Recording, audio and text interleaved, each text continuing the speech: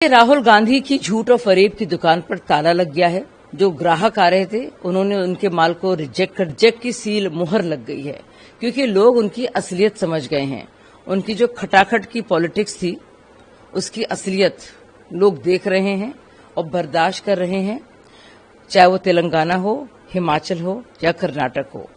और इसके चलते बजाय ये कि वो फैक्ट फाइंडिंग टीम बनाए, एक आईना रख लें और अपने पुराने सारे बयान और अपने झूठ का जो पुलिंदे की फेरिस्त एक बार देख लें। उन्हें खुद पता चल जाएगा उनकी शिकस्त कैसे हुई और क्यों हुई। ईवीएम देखिए, जब ईवीएम पे सवाल उठते हैं तो वाकई में अफसोस होता है। सबसे पहले तो उमर अब्दुल्ला ही उनको आड़े हाथ लेंगे और कहेंगे कि भाई क्यों ऐसा कर रहे हो, हमारी जीत पर अपना इस तरह का काला धब्बा क्यों लगा रहे हो। और मतलब ये बात दुनिया अब देख रही है और समझ रही है। तो अगर उनको ईवीएम पर सवाल खड़े करने हैं तो सबसे, और उनको यकीन है इस बात का कि ईवीएम में गड़बड़ी हुई है, तो सबसे पहले तो वो हिमाचल, तेलंगाना और कर्नाटक की सरकारों से रिजाइन करें। जो 99 उनकी सीटें हैं उस पर भी रिजाइन करें और फौरन तत्काल एलओपी की पोजीशन से रिजाइन करें, क्योंकि वायनाड में भी जीत हुई है, वो भी ईवीएम हैक हुआ होगा। तो उनकी जीत ही अगर बेमानी है, अगर भाजपा की जीत बेमानी है तो कांग्रेस की जीत भी बेमानी है। तो उनको इन तीनों सरकारों से रिजाइन करना चाहिए, एलओपी की पोजीशन से रिजाइन करना चाहिए। और कौन यकीन करेगा कि वो जीते हैं वायनाड से। देखिए, राहुल गांधी की झूठ और फरेब की दुकान पर ताला लग गया है।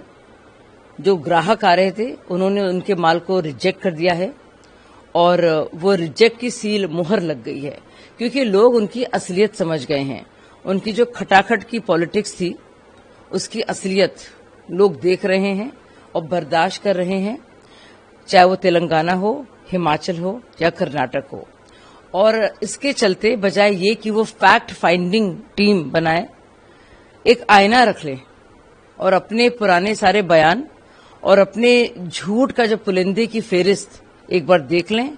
उन्हें खुद पता चल जाएगा उनकी शिकस्त कैसे हुई और क्यों हुई। ईवीएम देखिए, जब ईवीएम पे सवाल उठते हैं तो वाकई में अफसोस होता है। सबसे पहले तो उमर अब्दुल्ला ही उनको आड़े हाथ लेंगे और कहेंगे कि भाई क्यों ऐसा कर रहे हो, हमारी जीत पर अपना इस तरह का काला धब्बा क्यों लगा रहे हो। और मतलब ये बात दुनिया अब देख रही है और समझ रही है। तो अगर उनको ईवीएम पर सवाल खड़े करने हैं तो सबसे, और उनको यकीन है इस बात का कि ईवीएम में गड़बड़ी हुई है, तो सबसे पहले तो वो हिमाचल, तेलंगाना और कर्नाटक की सरकारों से रिजाइन करें। जो 99 उनकी सीटें हैं उस पर भी रिजाइन करें और फौरन तत्काल एलओपी की पोजीशन से रिजाइन करें, क्योंकि वायनाड में भी जीत हुई है, वो भी ईवीएम हैक हुआ होगा। तो उनकी जीत ही अगर बेमानी है, अगर भाजपा की जीत बेमानी है तो कांग्रेस की जीत भी बेमानी है।